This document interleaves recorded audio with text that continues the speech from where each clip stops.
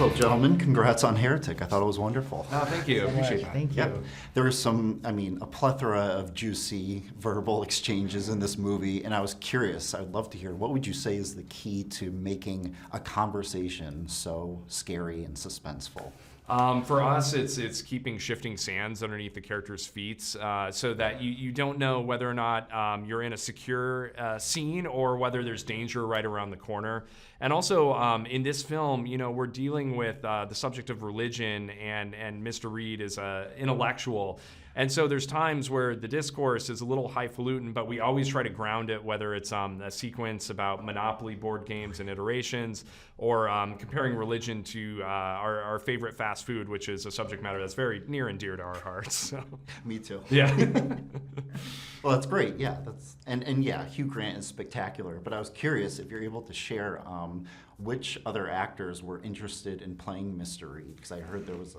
Yeah, well, I mean, I wouldn't want to name names, but we were in the unique position of a lot of different movie stars had gotten a hold of the script, and they were kind of raising their hands, asking to be involved with the project, and that was a thrilling thing, but it also raised the bar for who we needed to cast, because it felt like in a world where anyone's excited to play the role, it can't just be anyone, it's got to be the perfect person. And we just, there was this insane Venn diagram that we formed of like who has an audience's trust. Well, Hugh Grant has 30 years of trust with the audience. We love Hugh Grant, whether it's Notting Hill or any of the Love Actually, Bridget Jones, and then somebody who is also just like could do a role that's like a 10 out of 10 difficulty, monologuing and holding the audience's attention, and Hugh fit the bill. He checked all the boxes. Of course, yeah, and my wife's in love with him, so that always helps. Yeah.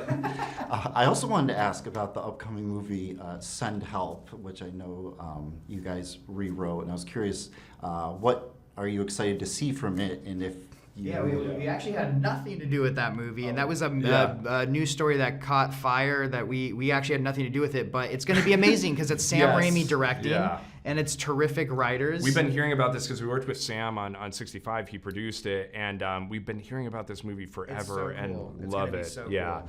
But that news story happened, and we got a text from Sam's producing partner, and was like, "Watch out! I don't know how this came out," and we're like. So the writers are Shannon and Swift, and they're incredible. It's going to be an amazing movie. Yeah. I'm sorry. Well, that's weird how that happened. It is. I'm sorry. Yeah. And I'm also such a fan of the Quiet Place franchise, I have to say. And I've met John Krasinski, and I was curious. Is there a direction that you are, you see the franchise headed, or do you have any thoughts on that? Yeah, no, I mean, Michael Sarnofsky's Quiet Place Day One, we absolutely adored. Michael's an incredible filmmaker. We're huge fans of Pig.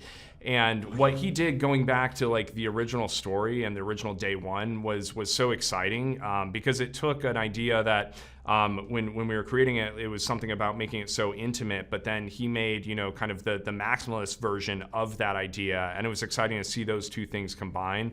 For us, we feel excited just to see the franchise continue, but there's so many stories you could tell. The one thing that we think hasn't been tapped into yet is kind of the international lens of the events, and that'd be exciting, whether it's through a film or maybe a TV series. So. Of course. Yeah. And going back, I have to ask, because it is true to my heart as well. Yeah. What would you say is your favorite fast food restaurant? As a Midwest guy, we're from Iowa, close to Wisconsin. Culver's is a Wisconsin staple that is incredible. Interesting, and I think I've got a sweet spot for Checkers. Checkers/Rallies out here on the West Coast is called Rallies. Yeah. They've got these amazing seasoned fries that you just can't go wrong with. Comes in a giant bucket. There's nothing better than that. Extra large bucket of fries. How about you? I'll remember those. I mean, I grew up. I love In-N-Out now. I've lived in LA. That's such a corny answer. Yeah. No, it's not. We kind of dog it in the movie. Paxton doesn't like In-N-Out that much, but yeah. Well, thank you, gentlemen. It was nice to meet you. Likewise. Congratulations again. Awesome. Thank you so much. Appreciate it.